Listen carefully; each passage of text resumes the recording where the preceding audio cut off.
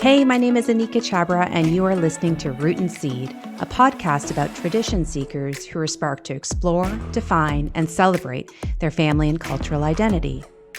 You might be wondering, what led us to want to start this podcast? Compelled by life events, including the COVID-19 pandemic, and while on paths of self-discovery, my Root and Seed partner, Jen Siripong Mandel, and I have been on a real journey. We've been sparked to rediscover our own family cultures and stories, to really understand them, to figure out how to document them and own them as our own. A second generation to parents who came to North America in the 1970s, the threat of losing our identity feels real, and a desire to preserve it has been ignited. And as parents, we wonder, how can we impart those family and cultural values on our kids? What will they take forward as they grow older? Hence, Root and Seed was born. Over the course of the last several months, we have spoken to hundreds of like-minded people from all sorts of backgrounds. It has been an incredibly eye-opening experience. We are so grateful for all the connections, the time, the stories, the honesty, the laughter. When we listen back to all we recorded, we can't help but get teary-eyed at literally seeing a piece of each of your hearts. A big thank you to all our contributors. Okay, so let's be real. This is our first episode, and even though we are podcast junkies, podcasting for our own platform has been a real learning curve for us.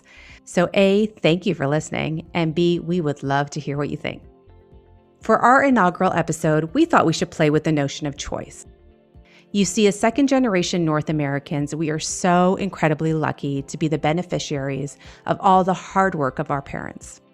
They came to North America, yes, with $12 in their pockets, and importantly laid down the foundation, put in all the hard work that was necessary to survive and eventually thrive. With that journey, they brought with them their experiences, their backgrounds, their culture, their traditions. And even though many of those early day stories included assimilation, deep-seated racism, trial and error, and failure, all that hard work and those journeys has provided our generation with choice. The ability to pick and choose what traditions, rituals, and practices we want to celebrate in our homes. It's a real gift.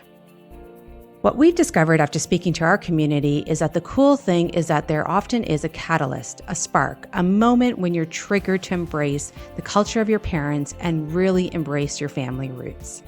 Sometimes that comes with age or life stage, really coming into your own, a life moment or milestone like a birth or death, or maybe it's something more subtle, an experience. We spoke to Vicky, a second-generation Canadian of Chinese descent, who shared how her relationship with her family culture changed over the course of her early life. While at first she didn't feel a connection, when her environment did change, so did her desire to connect. Here's Vicky.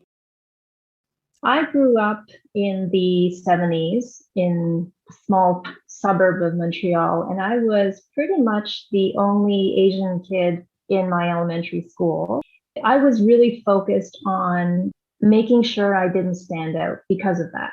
I wanted to be like everyone else. Even as I moved on to high school and Cégep in Quebec, and there were more people who looked like me, I had more Asian classmates. I felt like I almost deliberately didn't want to hang out with other Asians because, again, I just wanted to be seen as normal, quote unquote, and be white and just fit in and not make any noise, right? That's kind of the whole model minority myth, I guess. So that's how I kind of started out. But I definitely felt there were some small but real moments of change where I felt like this is something new. An example would be in university when I walked into the office of the Chinese Students Association. And I have to tell you, I felt a little envious of all these people who looked like me, who seemed to be so connected. I felt like I belonged, and yet not really, because I'd spent so much time kind of shunning it, right? Another example was when I moved to Toronto from Montreal after finishing university. My first roommate was a Chinese-born woman who was very culturally entrenched. So all of her friends were Chinese and she cooked only Chinese food. And I remember going out for dinner one night with her and a bunch of her friends to a Chinese restaurant. And We had a great time, and I looked around and I thought, I kind of feel like I belong here.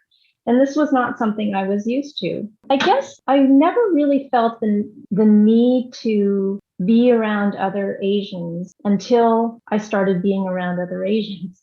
I didn't see other people like me because there weren't a lot. And then suddenly when they appeared and I was around them, I felt like I needed that sense of belonging.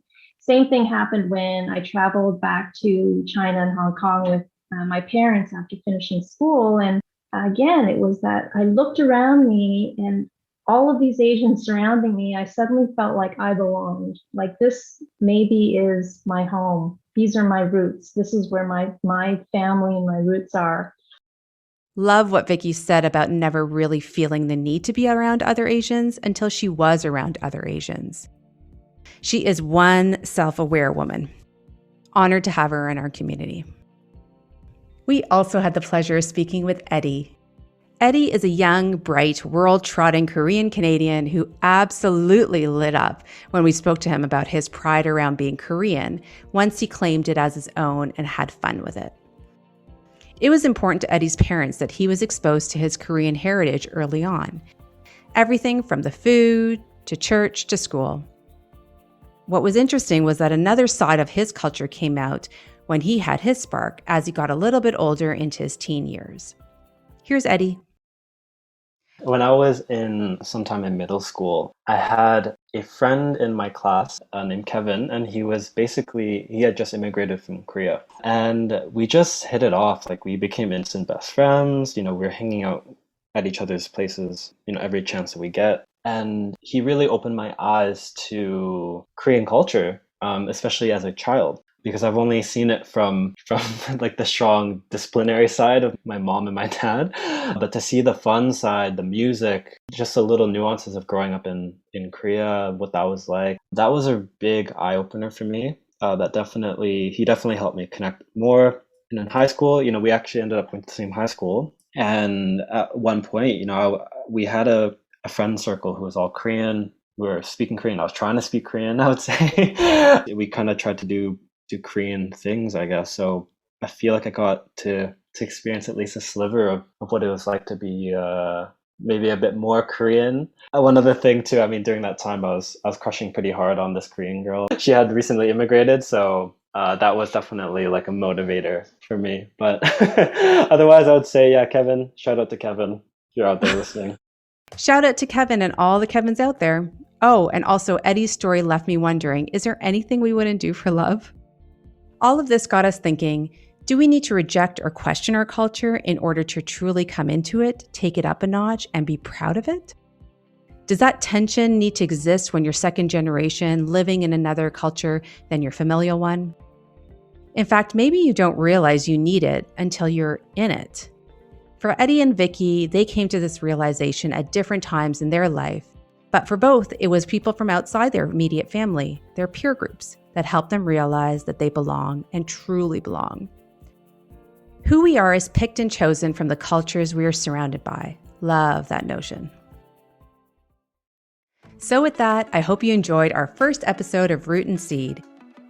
This season will cover topics like how to keep memories and traditions alive, why do people immigrate, what the experience of a first-generation immigrant is like, and an honest conversation around self-shame and overcorrection.